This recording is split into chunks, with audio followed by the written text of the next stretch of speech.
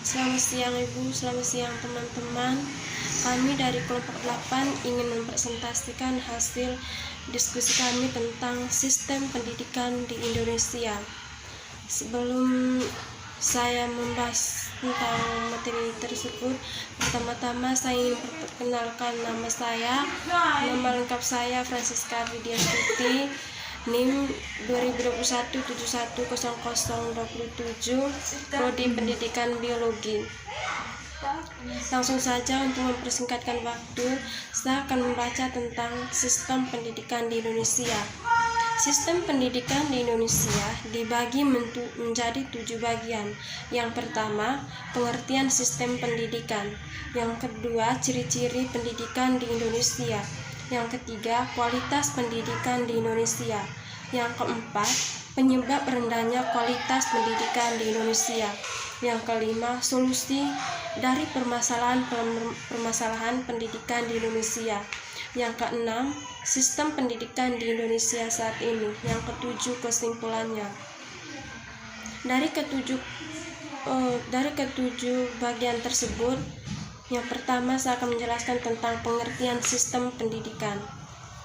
Kata sistem berasal dari bahasa Yunani, yaitu sistema, yang berarti cara atau strategi. Dalam bahasa Inggris, sistema berarti sistem, susunan, jaringan, cara. Sistem diartikan juga suatu strategi, cara berpikir, atau model berpikir. Definisi tradisional menyatakan bahwa sistem adalah seperangkat komponen atau unsur-unsur yang paling berinteraksi untuk mencapai suatu tujuan.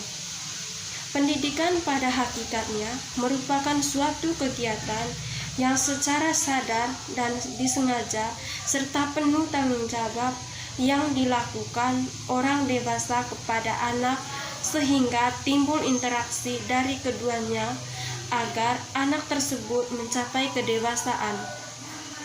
Dapat disimpulkan bahwa pendidikan adalah suatu sistem yang terdiri dari komponen-komponen yang ada dalam proses pendidikan, di mana antara satu komponen-komponen yang lain saling berhubungan dan berinteraksi untuk mencapai tujuan pendidikan. Yang kedua, ciri-ciri pendidikan di Indonesia. Yang pertama, cara melaksanakan pendidikan di Indonesia sudah tentu tidak terlepas dari tujuan di Indonesia. Sebab pendidikan di Indonesia yang dimaksud di sini ialah pendidikan yang dilakukan di bumi Indonesia untuk kepentingan bangsa Indonesia. Yang kedua, aspek ketuhanan sudah dikembangkan dan banyak cara seperti melalui pendidikan agama di sekolah maupun di perguruan tinggi, melalui ceramah-ceramah agama di masyarakat, melalui kehidupan beragama di asrama-asrama, lewat mimbar-mimbar agama dan ketuhanan di televisi, radio, surat kabar, dan sebagainya. Yang ketiga, pengembangan pemikiran sebagai dasar dilakukan di sekolah dan perguruan tinggi melalui bidang studi yang mereka pelajari. Pikiran para siswa atau mahasiswa biasa melalui pemecahan soal-soal, pemecahan berbagai masalah, menganalisis sesuatu serta menyimpulkannya. Bagian ketiga, kualitas pendidikan di Indonesia. Seperti yang telah kita ketahui, kualitas pendidikan di Indonesia semakin memburuk. Hal ini terbukti dari kualitas guru, sarana belajar, dan murid-muridnya. Guru-guru tentu punya harapan terpendam yang tidak dapat mereka sampaikan kepada siswanya. Memang, guru-guru saat ini kurang kompeten. Banyak orang yang menjadikan guru-guru karena tidak diterima di jurusan lain atau kekurangan dana, kecuali guru-guru lama yang sudah lama mendedikasikan dirinya menjadi guru. Selain berpengalaman mengajar murid, mereka memiliki pengalaman yang dalam mengenai pelajaran yang mereka ajarkan. Jika fenomena dibiarkan berlanjut, tidak lama lagi pendidikan di Indonesia akan hancur mengingat banyak guru-guru berpengalaman yang pensiun. Sarana pembelajaran juga turut menjadi faktor semakin terpuruknya pendidikan di Indonesia, terutama bagi penduduk di daerah terbelakang. Presiden memaparkan beberapa langkah yang akan dilakukan oleh pemerintah dalam rangka meningkatkan kualitas pendidikan di Indonesia, antara lain yaitu: pertama, yang akan dilakukan pemerintah yakni meningkatkan akses terhadap masyarakat untuk bisa menikmati pendidikan di Indonesia. Tolak ukurnya dari angka partisipasi. Oke, saya akan melanjutkan poin keempat. 4. Penyebab rendahnya kualitas pendidikan di Indonesia. Efektivitas pendidikan di Indonesia.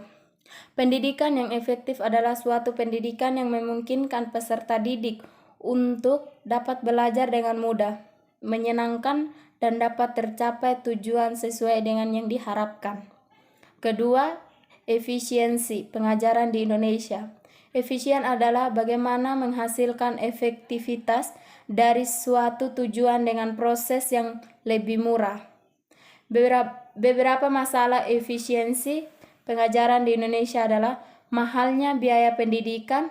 Selain masalah mahalnya biaya pendidikan di Indonesia, masalah lain adalah waktu pengajaran. Dengan survei lapangan dapat kita lihat bahwa pendidikan tatap muka di Indonesia relatif lebih lama jika dibandingkan negara lain. Yang ketiga, standarisasi pendidikan di Indonesia. Seperti yang kita lihat sekarang ini, standar dan kompetensi dalam pendidikan formal maupun informal terlihat hanya kerajinan terhadap standar dan kompetensi. Rendahnya kualitas pendidikan di Indonesia.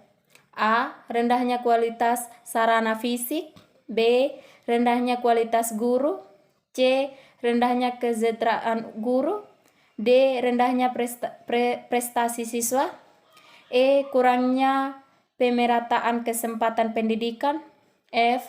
Rendahnya relevansi pendidikan dengan kebutuhan. G. Mahalnya biaya pendidikan. C. Yang kelima, solusi dari permasalahan-permasalahan pendidikan di Indonesia.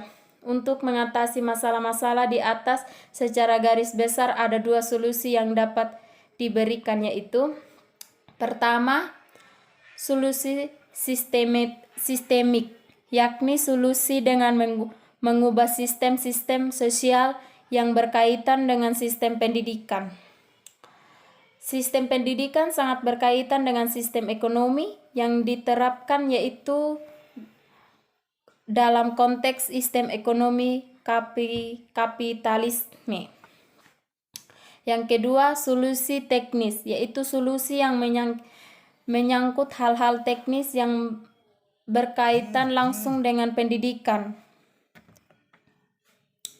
Solusi ini misalnya untuk menyelesaikan masalah kualitas guru dan prestasi siswa.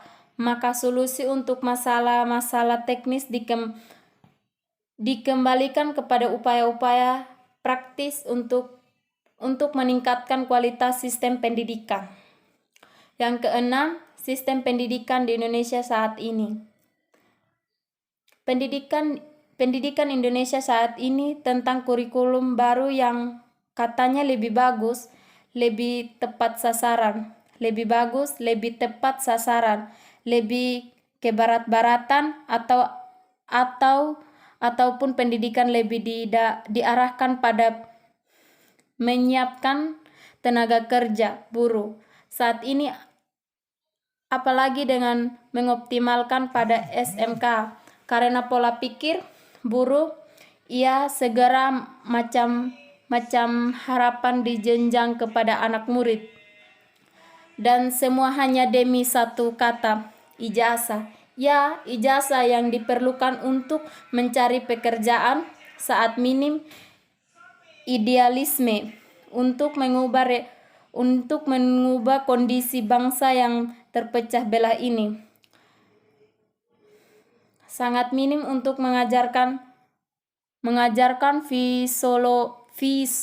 filosofi kehidupan dan sangat minim pula dalam mengajarkan norma.